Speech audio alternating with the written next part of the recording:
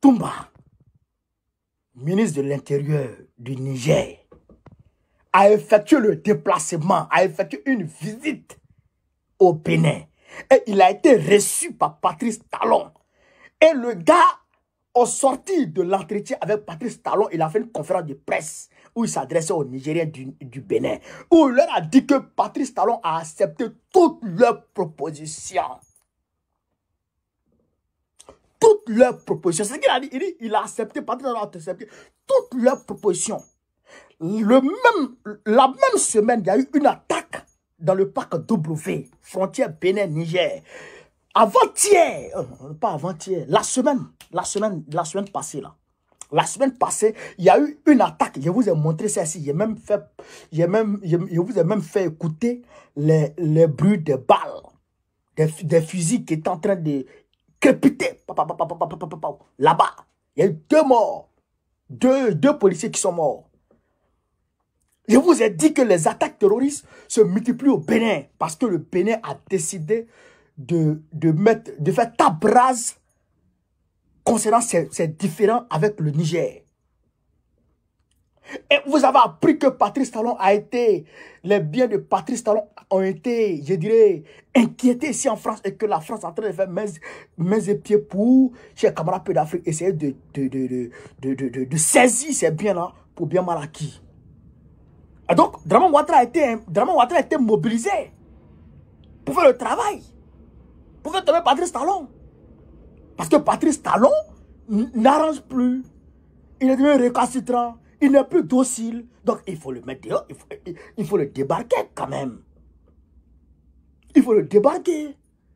Donc ils allaient faire un coup d'état comme ça, et puis on allait applaudir, bra.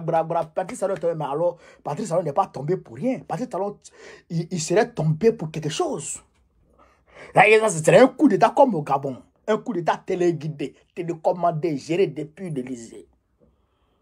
À travers Draman Ouattara, bien entendu. C'est le même Draman Ouattara qui voulait frapper le Burkina Faso. C'est le même Draman Ouattara qui voulait frapper le Niger. C'est-à-dire que Draman Ouattara joue le rôle que jouait Houphouët-Boigny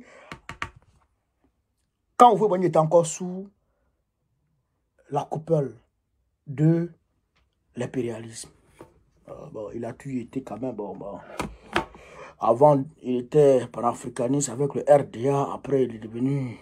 Il s'est rendu docile. Après, il est mort.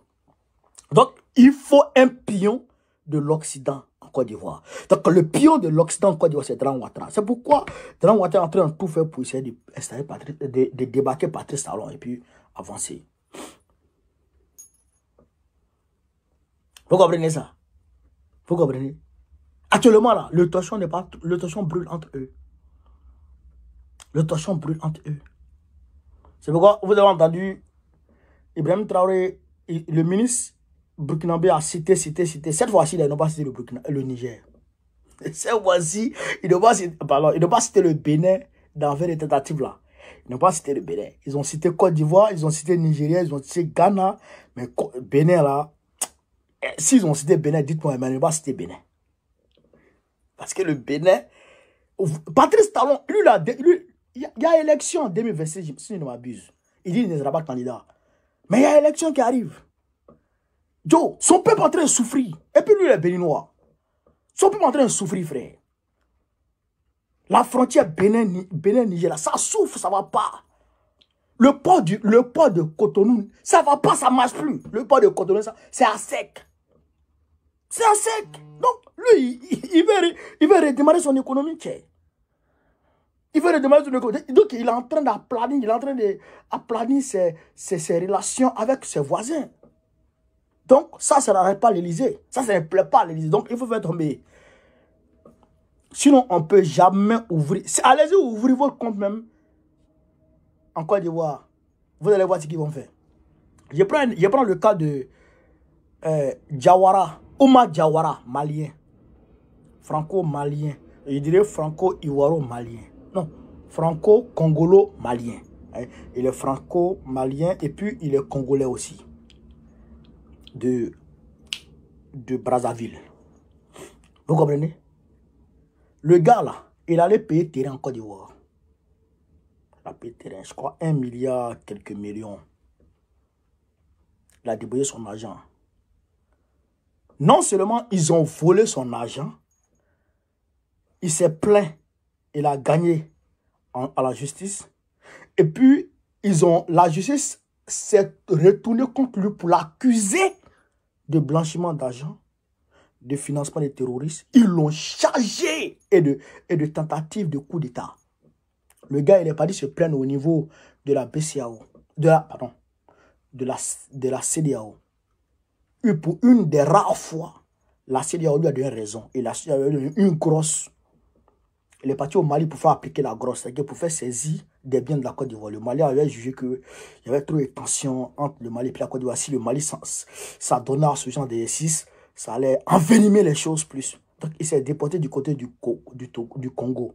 Il a fait saisir sur le tarmac de Brazzaville, chez Camarade Pays d'Afrique, un avion Air Côte d'Ivoire appartenant à la Côte d'Ivoire. Il a fait saisir ça pour payer son argent. Oui! Parce que le gouvernement ivoirien, quand tu vas débrouiller ton argent, il vole. Deuxièmement, je prends le cas de Jacques, comment il s'appelle? C'est un Kofi là. Mais le gars là, Jacques, on l'appelle Jacques sur les réseaux sociaux. Le gars là, il est parti avec de l'argent en Côte d'Ivoire. Il a eu un partenaire au niveau de l'Angleterre. Il est allé en Côte d'Ivoire pour aller investir dans le secteur d'immobilier. Mais son ami, son collaborateur a été tué à la Maca. Ils ont volé son argent. Ils ont détruit, aujourd'hui 4 milliards. Le gouvernement ivoirien a pris l'argent. Donc, un gars vient ouvrir un compte depuis août. Et puis, il n'y a pas de problème sur l'argent là.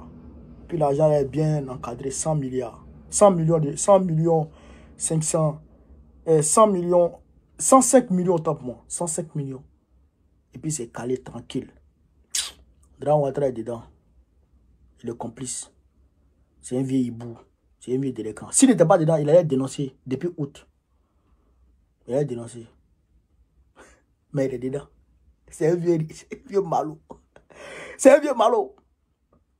Et il est sous les ordres de Paris. C'est pourquoi, même quand je vois les gens du PDC, ils disent que oui, Dramane Ouattara, Macron soutient Thiam, c'est doi. C'est doi. Dramane va s'imposer au Macron là. Il va s'imposer. Il va s'imposer. Regardez seulement. Si on ne s'est pas levé ensemble pour chasser Moro là, il va s'imposer au Macron. Puis il n'y a rien. En 2020, là, il s'est imposé. Ça allait où?